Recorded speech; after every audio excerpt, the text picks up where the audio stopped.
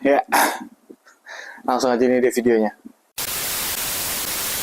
Ya, back again with me in my channel Dev Reverie dan di Liga Mono juga pastinya. Kembali lagi di hari Senin, mengawali aktivitas lagi di hari yang cukup gloomy ya mungkin untuk para fans Chelsea dan juga fans Manchester United. Dan di video kali ini gue cuma mau ngebahas Premier League doang di match week ke-32 ya gitu. Karena match week ke-32 which is 38 udah tersisa 33, 34, 35, 36, 37, 6 match lagi untuk bisa mengakhiri liga-liga ya, terutama liga-liga di Eropa lah gitu. Udah semangat banget gue karena Chelsea semalam seri dan beberapa klub yang mau gue bahas juga di Premier League ini, terutama di Big Six ya. Jadi gue mau mulai dari City dulu. Gue nggak nonton, gue nggak banyak komentar juga tentang Manchester City, cuman luar biasa ya gitu. Mereka walaupun lagi jelek pun mereka punya mental itu gitu. Walaupun dari sisi permainan kita tahu nggak bagus-bagus banget mungkin City ya, cuman secara mental untuk mengejar ke at least untuk masuk ke 4 besar sih mereka punya mental itu gitu. Jadi untuk memenangkan match melawan Crystal Palace yang kemarin sempat tertinggal 2-0 lebih dulu untuk kembali comeback, gue nggak kaget City bisa melakukan itu. Cuman memang rada mengejutkan ketika di skor akhirnya 5-2 gitu loh. Maksudnya City bisa cetak 5 gol, gue cukup surprise lah gitu loh.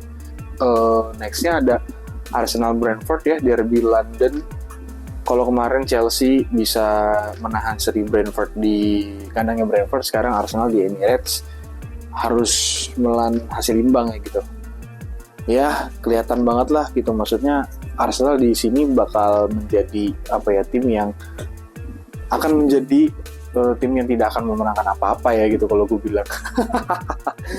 Karena dari sisi Arsenal pun gue nggak melihat Arsenal punya urgensi untuk memenangkan sisa pertandingan justru di Premier League ini ya gitu. Karena gue yakin fokusnya ya bagaimana cara mempertahankan keunggulan yang melawan Real Madrid di leg pertama kemarin untuk bertanding di leg kedua tengah pekan nanti kalau gue bilang ya. Gue ngeliat udah fokus beberapa tim di Premier League ini, terutama di Big Six ini di sisa musim ini udah cukup berbeda gitu loh. Begitupun Chelsea juga sama. Tapi gue ngeliat Chelsea ini kalau masih mempertahankan permainan seperti ini ya, gue sih udah berusaha untuk ikhlas kalau posisi 7 atau 8 udah menjadi posisi yang realistis untuk mengakhiri musim bagi Chelsea.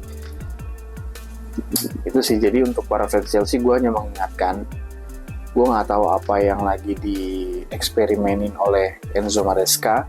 Cuman kalau misalkan tidak ada perubahan dari sistem permainan, tidak ada perubahan dari bagaimana para pemain ini lapar untuk haus akan kemenangan, ya semalam harusnya match yang bisa lo menangkan, tapi ya lawan Ipswich 2 kali pertemuan 2 kali seri.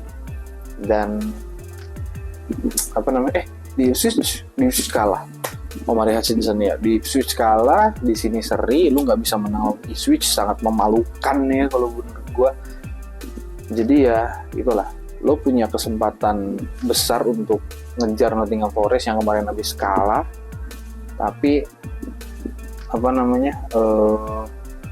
ya lo selalu menyanyiakan hal tersebut gitu loh. Itulah, gue udah kenyang lah dari selama 2 musim sama musim ini 3 musim berturut-turut melihat kondisi dan keadaan mental Chelsea itu gak ada yang berubah gitu. Justru gue sih lebih prefer musim lalu ya gitu. Maksudnya ya kondisi gak jauh beda dari musim ini, cuman bedanya gini, di musim lalu itu Chelsea bener-bener kelihatan banget adalah tim yang lagi ngebangun.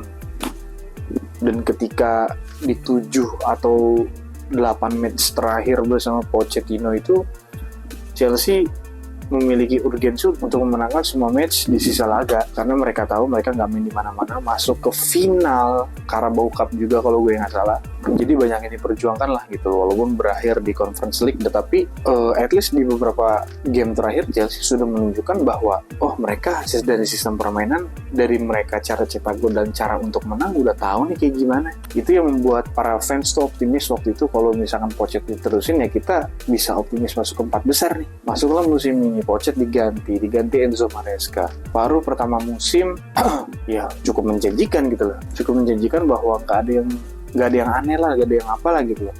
Chelsea sangat-sangat bisa untuk bagaimana cara mereka memenangkan pertandingan dengan nggak sesulit itu gitu loh. Makanya kan di video terakhir gue bilang kayaknya Chelsea harusnya bisa menang deh gitu loh. Maksudnya kayaknya Chelsea kalau misalkan bermain bisa lebih efektif, kayaknya nggak bakal sesulit ini untuk bisa menang deh gitu. Makanya nih setelah pergantian tahun baru kemarin, apa nih yang diterapkan oleh Enzo Maresca, itu yang sampai sekarang gue masih tetap bertanya-tanya gitu loh. April loh masuk bulan keempat, tapi ya Enzo Maresca dari awal memang sudah tidak mentargetkan apa-apa. Tapi kan lo di awal udah menunjukkan lo bisa menang, kenapa nggak diterusin sih gitu loh, at least masuk keempat besar deh.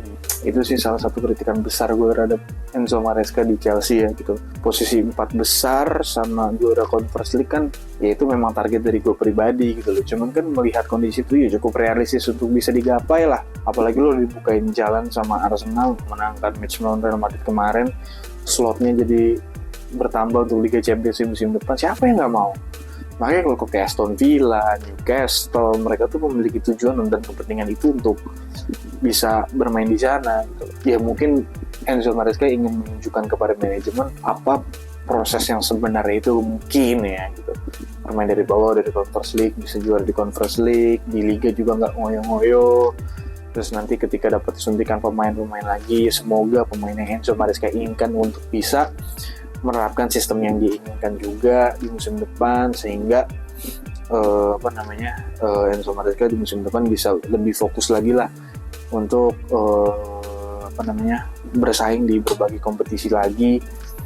Ya mungkin itu ya gitu. Tapi untuk sekarang gue hanya mengingatkan untuk para fans Chelsea agar siap-siap untuk ikhlas kalau Chelsea pada akhirnya nggak masuk ke posisi 4 besar lah, karena gue udah nggak melihat itu. Next ada MU, ini juga kasusnya sama Chelsea ya gitu loh. Kayaknya fokusnya udah di Europa League terus gitu, walaupun hanya berbeda 3 poin dari West Ham yang rank 17 gitu loh. Mungkin di next match kalau misalkan West Ham menang lah lawan Southampton, West Ham di next match ya di minggu depan gitu, bakal naik ke posisi MU pun bisa turun. Harusnya MU lawan Wolves sih menang, jadi MU akan tetap di 14, West Ham yang akan naik ke 15, Spurs yang akan turun. Kalau Nottingham Forest berat. Liverpool udah pasti juara ya, gue udah gak mau bahas Liverpool. Menang juga semalam, jadi ya hanya butuh 2 kemenangan lagi untuk bisa juara ya untuk Liverpool. Jadi ya cukup segitulah rekapan dari gua untuk Premier League di kondisi yang sekarang, dari hasil pertandingan semalam di akhir pekan kemarin. Ya Aston Villa, Newcastle, dan Chelsea dan City itu 4 tim yang lagi cukup seru. Sama Fulham masih cukup jauh lah. Kalau misalkan Fulham sama Brighton benar-benar nggak konsisten, menang kalah, seri kalah gitu, menang gitu. Jadi nggak konsisten banget ya menjelang akhir musim.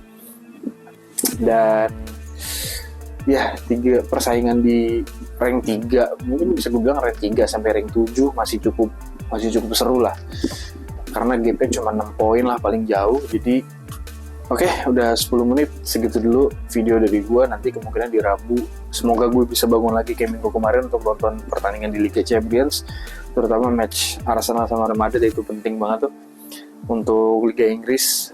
Aston Villa semoga juga bisa memberi perlawanan yang lebih lah nanti di kandang Aston Villa di Villa Park. Segitu dulu, thank you guys yang udah nonton, sampai jumpa di episode selanjutnya, bye bye guys.